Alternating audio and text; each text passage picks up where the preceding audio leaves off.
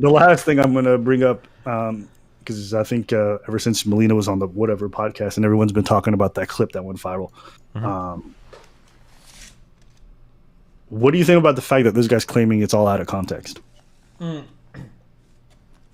I watched the full 5-minute thing that he posted, and I feel like it makes them look even worse. But Agreed. Well, Kendrick, thanks for the gifted 20 subs. Yeah, holy shit. I don't know. I watched the full thing, and I think Chase specifically was, I think, the only one out of the three that was very clear cut against. Actually, I won't say clear cut. He was against women being in abusive relationships, but the way he qualified is like if her life is in danger. Okay, which I think was like a bit of a flag for me. And the second one was when pressed on it, he did these things that were really weird. They first made it sound like it's so very rare. extreme. Yeah, I'm like, you're talking about. you're thinking about a thing where a woman is by a guy. This is so rare. That's such a niche. Like, bro, are you serious? Like, yeah. I looked at the numbers. It was anywhere from like 20 to 35% of like marriages have. That sounds insane, but that's what all that. We looked up multiple numbers on this fact, and that's what it says. Mm-hmm. So this idea that think about it in your own personal life. I think we all know people who are either in relationships or in marriages that are abusive to some degree. Do you not know anybody? Bro, my wife is in an abusive relationship right now. No, I know multiple women that have been in those types of relationships. Yeah, for sure. Yeah. Right. So I was already confused. And so like, he's like, oh, you guys are misrepresenting me. Like I wasn't trying to, but I'm like, did you not hear yourself? You made it sound like this shit never happens, which is already, I think, probably one of the worst takes you can have on this topic. But then secondly, as this guy's going off about endure, now they're all remixing the take. They're trying to say, modern life dating, I think he said something like, oh no, I'm not saying a woman should stay in a relationship if she's getting beaten, but if she gets hit once, like maybe they should go talk to a priest. Yeah, that's why I said the full clip makes you guys look insane.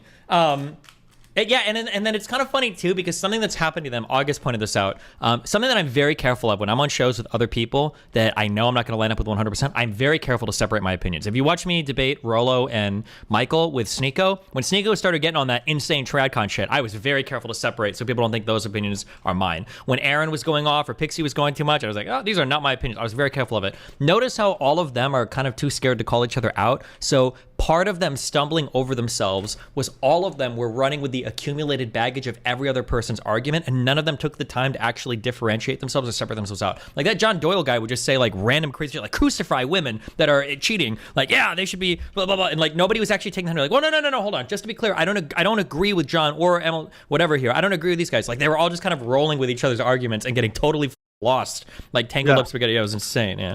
And now they're upset because they view themselves a certain type of way in what they believe, but they haven't externalized it or verbalized it in any type of way. And they're expecting everyone to know or understand that. But you haven't made yourself clear. And in a weird way, you were kind of running defense for the people around you and the stuff that they were saying, either by not saying anything or saying things that worked in their favor. Because one of the guys, I think it's, what's the blonde girl's name? Oh, God, Mary. The one that was with you?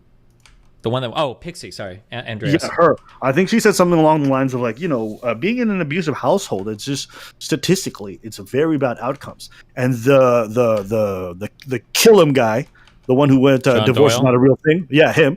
He goes, no, that's not true. It's not worse to be in an abusive household than it is to be separated. And I'm thinking, what you honestly believe?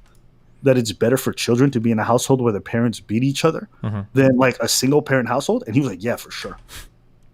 So when I hear stuff like that, I'm like, how do you guys feel like you were that separated? Yeah, I was really surprised because when he posted the full clip, I was like, I wonder if Melina's editor did maybe cut this a little bit unfairly. And then he posted the full 5-minute thing and I was like, this sounds worse. You guys are crazy, dude. Yeah.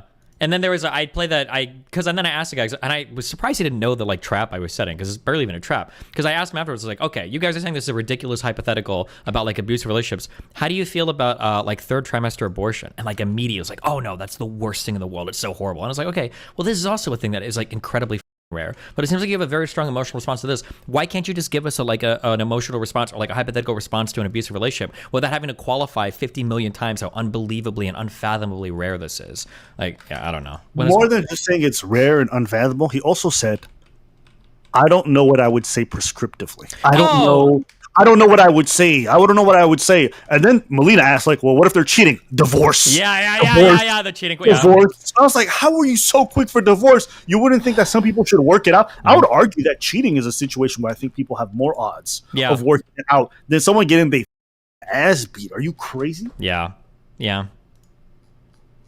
It was just that kind of stuff. It wasn't just what was said explicitly. It was what was implied by the things that weren't said that, to me, also really were a bit of a red flag in regards to how these guys really feel. Now, look, maybe this guy feels bad now because he feels like, oh, the views that are being represented online are really harmful to his brand, and he doesn't feel like they're reflective of him. But that's your fault for not clearly talking and not making shit clear on the podcast, or being silent when really crazy shit was being said by your side of the aisle. And that's what irritates me about Brian's response on his show, because Brian, now if Brian would have come out and he said, listen, I feel like the clip was cut unfairly and we gave a little bit more context, that was fine.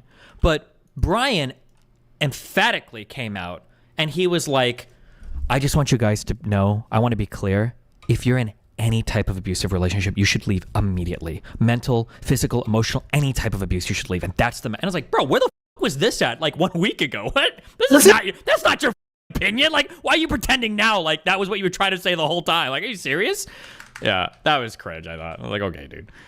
Yeah, and to me, I don't want to overthink it because I can't look into people's hearts or whatever it is that they feel. But the more you listen to these kind of red pill type of podcasts, they feign that they care about women and all this stuff, but at every point where it's so easy to defend them, or to defend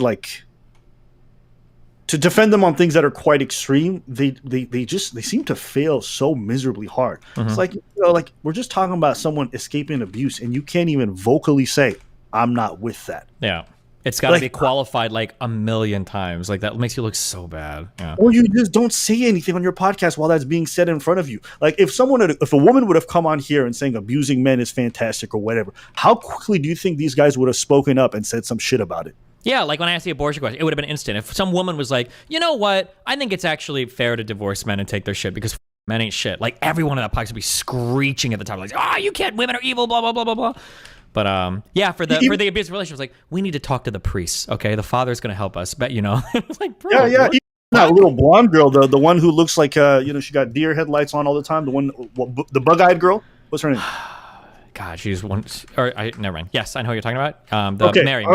Yeah. So she was so snappy all the time with you. Oh well, you know what? Pornography and your relationship is disgusting, and whatever it is. And then we're talking about women literally being abused inside of marriages and whether or not they should stay. And her only involvement in the conversation was to say, "Well, actually, in Catholic churches, we believe in divorce on a legal level, but not on a spiritual level." Yeah. I'm like, bitch, are you crazy? Is that your response to people getting their ass beat in relationships? So that's why that side of the aisle, I think, really gave themselves a really bad look, and it is completely their fault. Melina didn't misclip them. She didn't make them seem more disingenuous than they are. They just did a poor job of communicating their stance and really being strong against somebody on their side who was basically saying they got to endure their ass beatings. Yeah, I wouldn't even say did a poor job communicating. I think they actually communicated their side pretty well, and I think that's what they're upset about. Because, like, if I'm on a show and some guy next to me says some shit like, oh, like, I think all men should in the ass, or oh, I think all black people are animals. Like, you're not going to see me on that show being like, well, are all black people animals? Like, should all men get raped? It's really like it would be. You'd obviously know my position immediately, right? Even with people that I somewhat agree with, like you'll know my position immediately. Like, I don't co-sign that. I don't believe it. But like, if people are having a hard time picking out your opinion, abusive relationships, that's probably your problem. Jesus. Yeah. But what are you gonna do?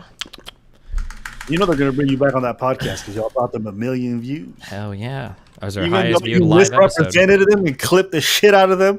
You know what? They love that money more than they love anything else. So they're going to bring you back. How does that feel?